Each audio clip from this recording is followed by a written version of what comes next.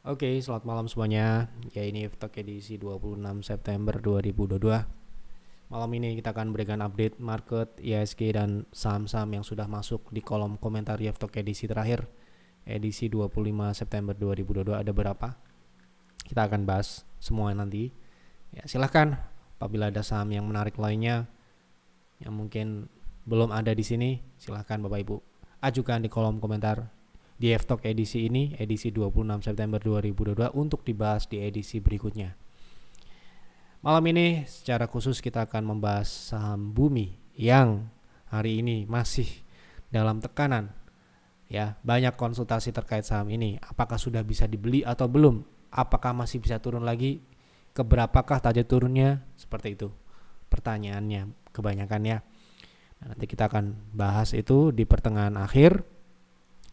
Oke, kita awali dari IHSG terlebih dahulu seperti biasanya. Oh ya, agar tidak lupa,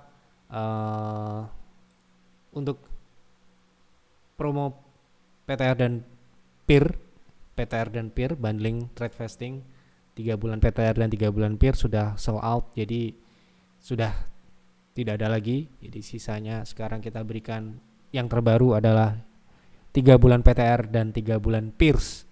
PIRS adalah salah satu layanan yang kinerjanya terbaik di bulan Agustus. Jadi ya tentu saja Anda sudah tahu PIRS ya.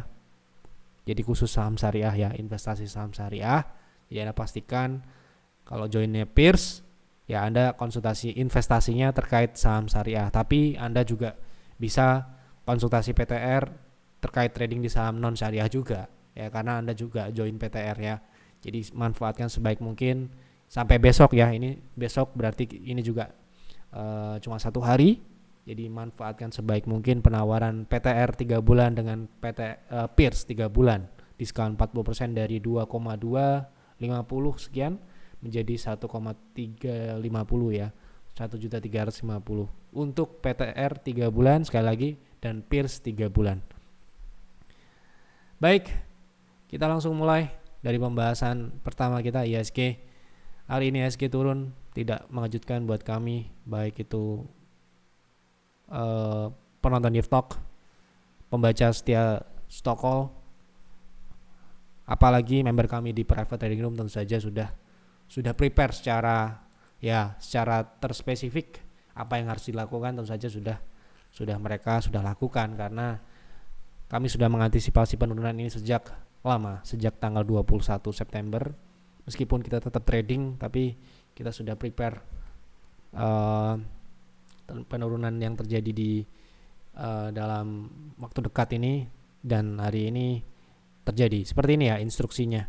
Jadi supaya Bapak Ibu punya gambaran kalau join PTR itu tidak hanya dapat rekomendasi saja, tapi Anda dapat panduan seperti ini.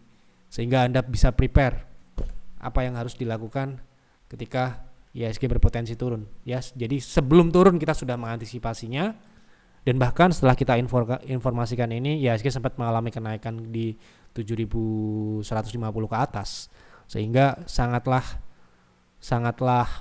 mudah untuk menyiapkan penurunan hari ini ya. Jadi di sini instruksi sangat jelas, cash terjaga di atas 50 PV. Ini adalah informasi pentingnya. Tidak hanya menyebutkan potensi turunnya keberapa, tetapi apa yang harus dilakukan. Inilah yang terpenting. Ya, tapi sekali lagi ini juga eksekusinya ada di Bapak Ibu semua. Jadi tidak kita paksakan untuk mengikuti ini. Cuma inilah instruksi yang akan Anda dapatkan ketika Anda join PTR ya. Anda akan dapatkan panduan sedetail ini. Anda harus seperti apa melakukannya dan sebagainya ya. Nah, gitu.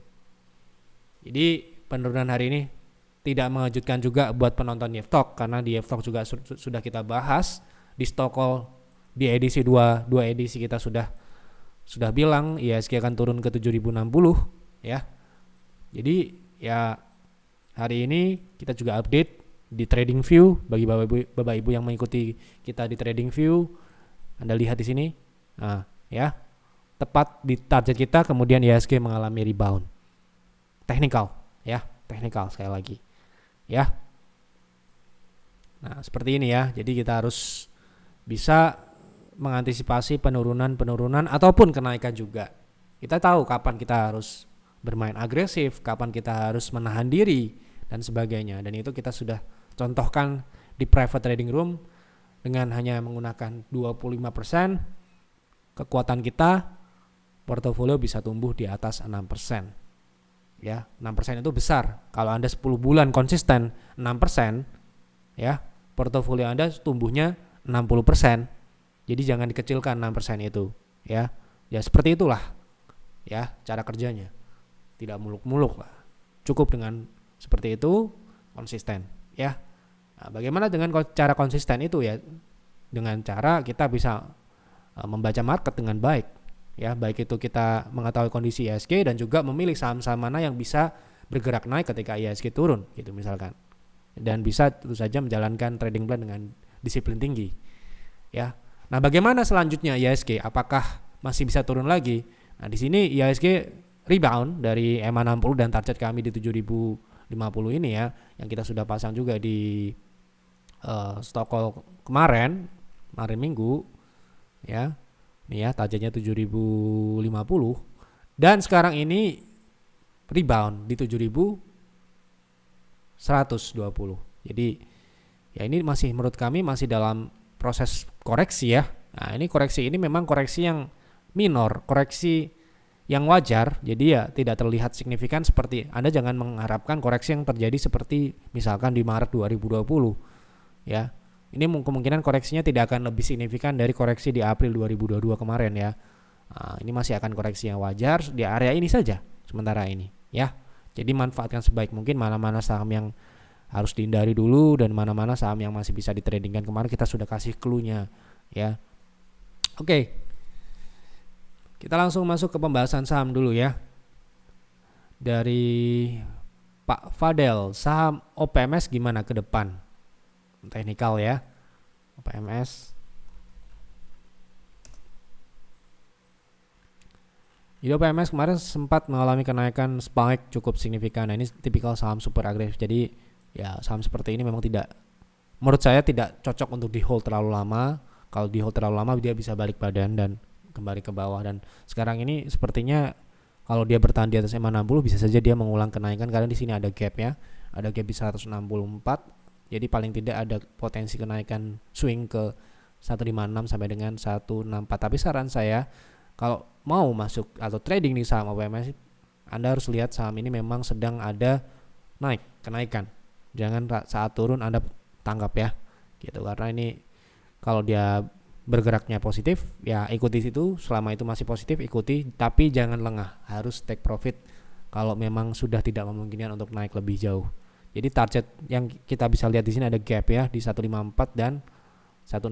Kalau dia bisa rebound cukup bagus ya, karena dia sini dipertahankan di atas EMA 60 meskipun MACD-nya seperti ini. Jadi saran saya sekarang ini wait and see dulu.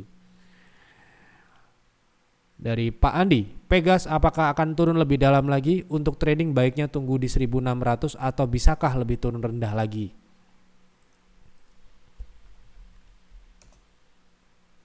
Oke, Pegas hari ini breakdown dari EMA 60 ya di daily ya. Di daily di sini berarti Pegas sedang menguji tren akselerasi. Tren akselerasi ini yang ini ya. Nih. Hari ini penutupannya sedikit ditarik ke level psikologis 1700. 1700 ini merupakan bisa dikatakan ya, ini adalah area support terdekatnya ya setelah EMA 60. Di sini ada di area 1740 ini adalah 0,3. Kemudian target base price-nya ini ada gap terbuka. Dan ini mungkin kalau turun ke sini berarti dia akan menguji tren utamanya yaitu di 1600 ya. Berarti pertanyaannya adalah apakah bisa ke 1600 sementara ini berdasarkan penutupan terakhir masih ya. Masih memungkinkan. Gitu kan? Karena masih dalam tekanan ini ya. Gitu. Jadi mungkin dia akan turun ke 1640 sampai dengan 1600. Di sini ada gap dan 0,618. Jadi ya bagusnya tunggu dulu ya. Siapa tahu bisa dikasih di situ. Oke, begitu ya. Berikutnya Dari Pak Budi, DSFI PTR masih hold setengah Pak tadi, bisa TP2, proteksi di berapa ya? Terima kasih, sama-sama. Kita jawab ya. DSFI hari ini salah satu saham yang kita trading kan. Jadi ketika IHSG turun pun ya, ketika IHSG turun pun masih ada saham yang naik seperti DSFI ini salah satunya. Nah, ini kita tadi pagi beli jam setengah 10 ya, jam 9.31 di harga 9697. Tadi sempat turun, setelah kita beli sempat turun di 95. Ya harusnya ya banyak yang dapat di 96 lah ya. Gitu. Kemudian jam 2 kurang ya, jam 1 lebih 50 habis pembukaan sesi kedua mengalami kenaikan, sempat naik ke 103 ya. Nah, kemudian kita take profit dulu. Karena ini kenapa kok kita take profit dulu? Ini pertanyaannya ya.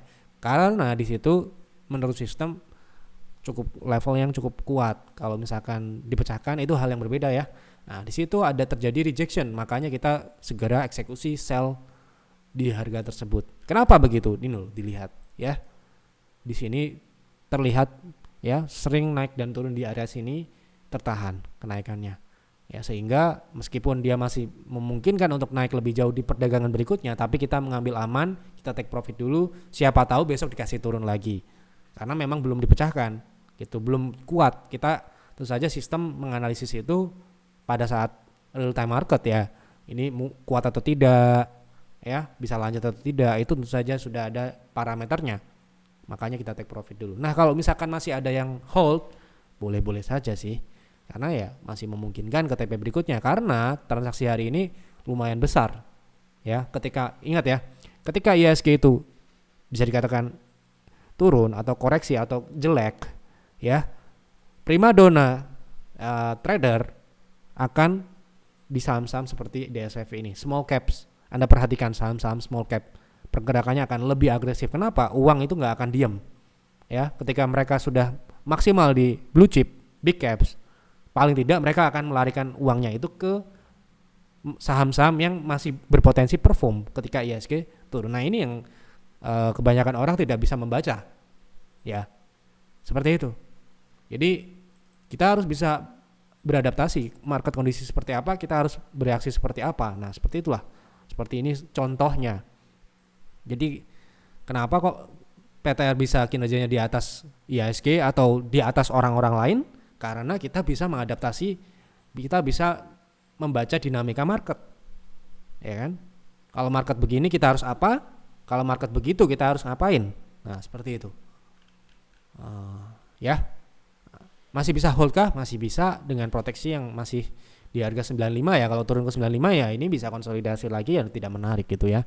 Karena hari ini kita baca dia transaksi meningkat jadi bagus. Sementara ini penutupan di 100 tidak jelek, tapi memang belum terkonfirmasi untuk lanjut ke TP2. TP2 kita untuk DSFI sendiri di harga 124, itu sekitar 29% dari harga beli kita. Ya. Gitu. Oke, cukup ya. Jadi silakan kalau mau hold.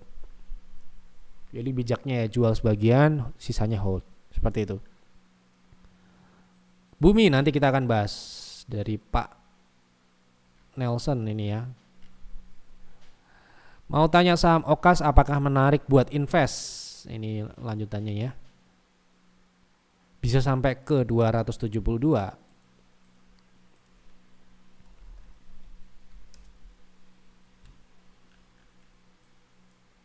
Sudah beli atau belum ya ini ya? Posisinya sudah naik ya. Okas ini sudah naik. Dan saat ini terus terang ini masuk dalam fase koreksi ya. Ini like invest atau tidak, menurut saya ya dilihat seperti ini saja sudah banyak pilihan yang lebih baik ya, gitu. Kalau nggak ada saham yang lain mungkin Okas ini baru kita pilih lah. Ini masih rugi di 2021, kemudian di 2022 kuartal 1 kuartal 2 ini terjadi perbaikan kinerja ya di sini. Tapi kalau kita mengacu pada misalkan dia memang fokusnya di komoditi, ya harusnya performanya sudah terlihat di 2001 ya. Nah, ini terlambat gitu loh. Nah, di sini pun kalau dari sisi harga sendiri, mohon maaf ya, ini sudah naik.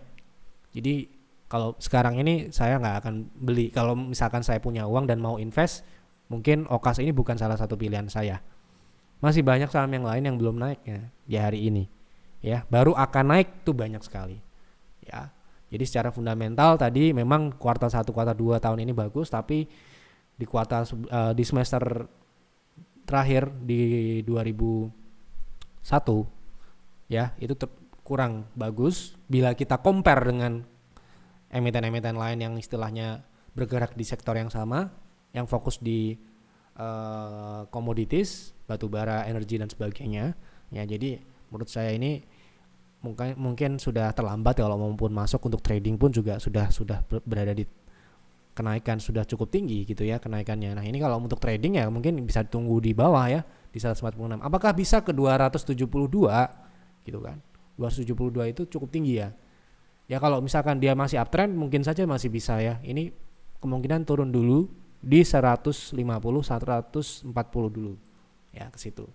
Jadi kalau untuk sekarang ini masih banyak opsi yang lain. Gitu ya. Saya cuma melihat sepintas ya. Sementara ini kurang ya buat saya. Tolong bahas BEBS prospek jangka panjang untuk invest bagaimana? BEBS ya.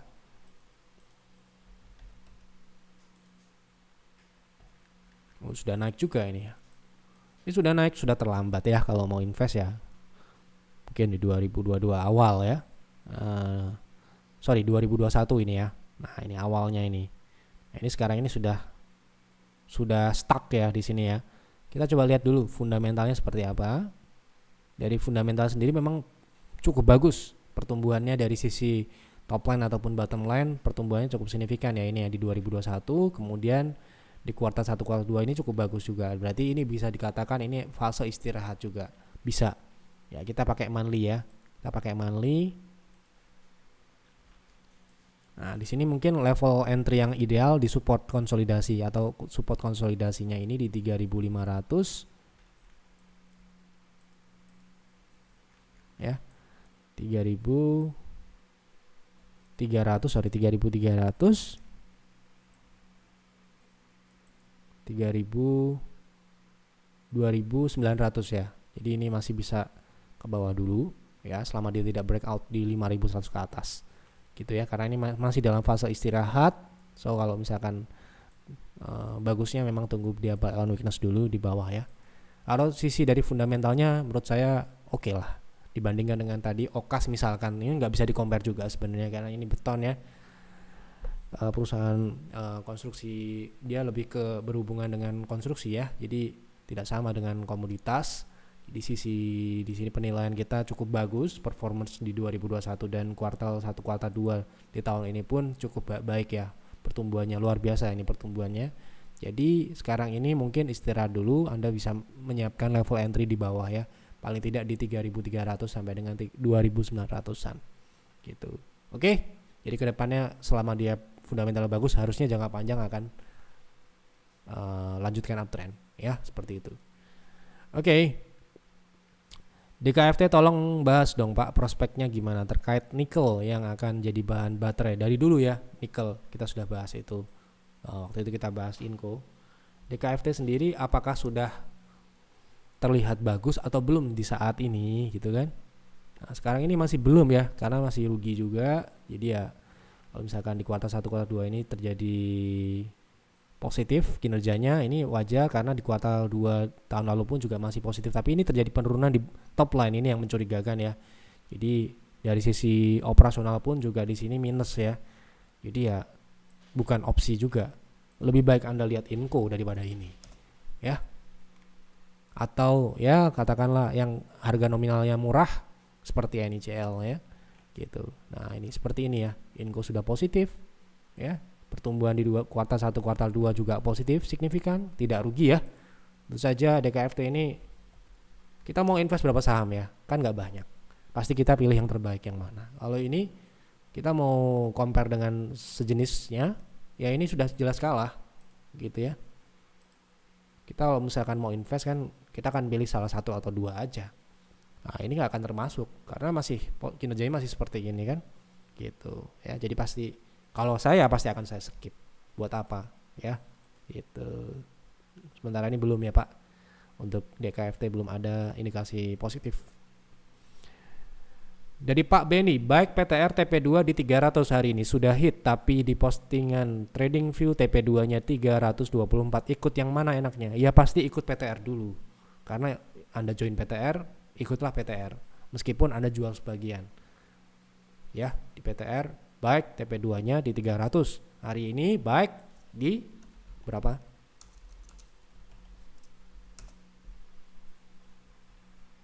Tadi sempat naik di 302. Ya, 302. Gini ya, kalau Anda ikut PTR, ya, kemudian harga mencapai TP1 ataupun TP2, bijaknya Anda bisa jual sebagian. Kalau Anda mau TP lebih tinggi lagi, ini saran saya ya, Anda konsultasikan segera. Ya, gitu. Banyak yang pengen TP-nya lebih tinggi dari PTR, hasilnya malah justru nyangkut. Ya, itu case-nya banyak. Ya, gitu. Jadi hati-hati. Apakah ini masih bisa naik? Sementara ini masih bisa naik sesuai dengan apa yang kami berikan di TradingView. Ini kita berikan secara gratis ya, di harga 254 juga. Baik. Nah, ini 324 ya. Tentu saja TP-nya berbeda. PTR dengan free beda jelas. Kita akan mengutamakan keakurasiannya, kemudahannya juga.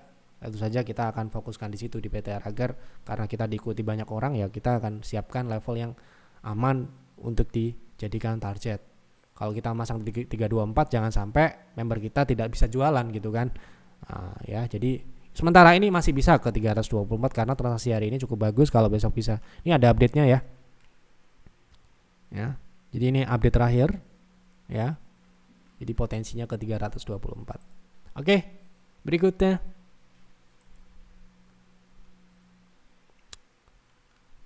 CPRO apakah bisa untuk invest jangka panjang?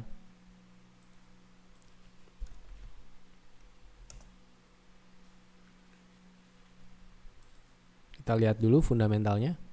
CPRO ini kinerjanya cukup bagus ya di 2021, pertumbuhan cukup signifikan, dari sisi operasional juga tumbuh cukup bagus. Memang kita lihat dari pertumbuhan bottom line-nya ini bisa dikatakan ya pertumbuhannya tidak terlalu organik gitu ya. Jadi di sini ada pendapatan yang sama kemarin ada yang kita bahas juga ya. Di sini ada pendapatan non operasional yang meningkat yaitu 2,2 triliun ya. Dan ini ya tidak terlalu bagus gitu ya. Terlihat bagus tapi tidak terlalu bagus. Kalau kita benar-benar cermati, tidak dari operasional. Kalau kita melihat dari operasionalnya bagus, bottom line-nya bagus, itu top ya. Gitu.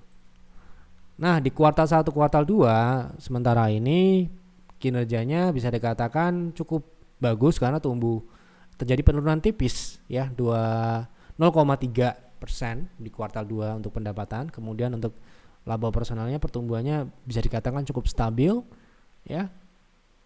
Di sini kita lihat dari bottom line-nya juga tumbuh bagus. Jadi ya oke harusnya ya gitu. Harusnya oke, secara fundamental aman. Gitu. Sebentar, secara profitabilitas ini terjadi lonjakan yang cukup besar di 2021 yang lalu. Di sini ya, ini kelihatan yang anehnya di sini ya, di bottom line atau di net profit marginnya yang meningkat menjadi 27% ya. Sedangkan operasionalnya cuma 9,8. Tapi ini paling tidak kita melihat di sini grafik dari profitabilitas operasionalnya meningkat dari tahun ke tahun. Ini adalah indikasi yang cukup bagus. Ya, gitu. Kemudian di kuartal 1, kuartal 2 kita lihat dari NPM-nya hanya berkisar di 5 dan 4. Operasionalnya 10, 11. Ini bagus juga. Masih bagus. Dengan harga yang sekarang ini di 64 ya, kita lihat di technical sendiri. Menurut saya ini harus tunggu konfirmasi naik di atas 70 ya, karena sesuai dengan aturan di PTR Peer dan Peers kita nggak boleh rekomendasikan saham itu di bawah 70 ya, karena itu beresiko tinggi ya, bisa dibawa ke turun ke 50 gitu kan. Meskipun tetap aja bisa rekomendasi di atas 70 itu bisa ke 50, tapi di atas 70 itu nanti proteksinya akan lebih nyaman ya. ARB-nya mungkin akan lebih bisa Anda ikuti. Kalau misalkan CPRO ini harganya 64 sekarang ini, kalau saya lihat ini harusnya kalau dia mau bagus paling tidak harus ada kenaikan di atas 75 ya, kalau saya ya. 75 ke atas itu baru confirm bagus. Sekarang ini belum. Gitu toh. Kemarin pullback di 0,3 aja nggak mampu. Berarti ini kalau bisa naik lagi ke 75 dia akan ke 0,3 dan 0,6 ini. Ini fundamentalnya nggak ada masalah menurut saya sementara ini. Teknikalnya masih belum, nunggu dulu ya. Gitu. Bell apakah bisa naik ke atas lagi? Ya tentu saja bisa. Selama tidak di delisting, tentu saja bisa, Pak. Ya. Gitu. Pertanyaannya mungkin lebih spesifik lagi. Saham kan ada naik dan turun ya. Nah, sekarang ini hari ini perdagangan hari ini bagus nggak? Coba kita lihat ini weekly ya. Daily-nya bagus. Ini potensi pullback ya, pullback dulu. Sementara ini di 222 dan 250 ya. Itu target pullback-nya. Di bawah MA60 sementara ini ya. Gitu. Oke, kita langsung masuk ke pembahasan yang ini yang paling banyak ditanyakan oleh member kami, konsultasi ya terkait bumi. Banyak yang sepertinya sedang mengincar bumi, mau masuk ya, mau buy on weakness. Kemarin terakhir kita update target turunnya di 150 160 kan. Itu sudah tercapai tentu saja. Nah, bagaimanakah target turun berikutnya gitu kan? Nah, ini pertanyaan banyak orang. Kita coba lihat target turun berikutnya. Tentu saja di 0,6 ya. Kemarin di MA60 berarti akan mengarah ke 127.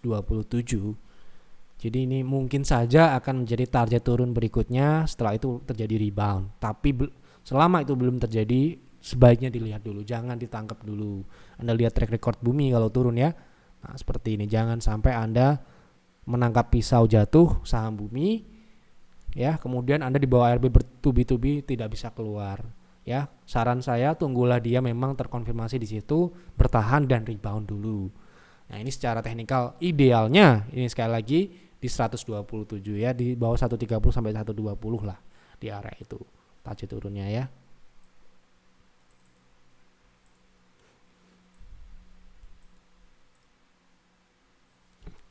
Kita pasang area karena saya kan bukan price makernya, jadi nggak tahu tepatnya berapa, tapi di situ ada angka 127, berarti kita ambil area 130 125 ya. Gitu. Jadi kalau misalkan nanti rebound, Anda bisa proteksi di titik terendahnya ya. Gitu. Kemudian targetnya kalau dia bisa naik setelah itu di berapakah? Ya, kita ngincar tidak terlalu muluk-muluk lah. Karena ini saham ini sebenarnya sangat memungkinkan untuk naik signifikan ya. Di 146, kemudian di 173 ini dulu. Kalau dia berhasil pullback ya, di sini kebetulan dia membentuk juga sebuah peak ya sebelumnya gitu. Oke, begitu untuk Yeftalk malam ini. Sekali lagi, malam ini ada penawaran spesial untuk PTR dan Pierce 3 bulan ya. Jadi silahkan manfaatkan kalau Anda ingin coba PTR dan Pierce, invest bersama Yef dan juga sekaligus trading. Ya, Anda silahkan ikut penawaran trade vesting untuk PTR dan Pierce. Masing-masing 3 bulan hanya 1.350.000. Sebelumnya normalnya 2.250.000 ya. Hanya untuk 10. Ya, jangan sampai kehabisan ya. Silahkan hubungi admin di WA ataupun di Telegram ya. Ya, kalau malam nanti mungkin slow respon ya. Mungkin besok akan direspon pagi jam 7, jam 8. Itu saja. Mohon maaf apabila ada kekurangan atau kesalahan di Yeftalk malam ini. Semoga Yeftalk dapat memberikan manfaat untuk Bapak Ibu semua, dapat menguntungkan Bapak Ibu semua. Jangan lupa untuk mendukung kami dengan klik like, dengan subscribe channel ini, dan boleh di-share ke teman-teman Bapak Ibu semua yang juga trading dan invest saham. Ajak nonton Yeftalk secara gratis setiap malam. Itu saja, selamat malam dan selamat beristirahat.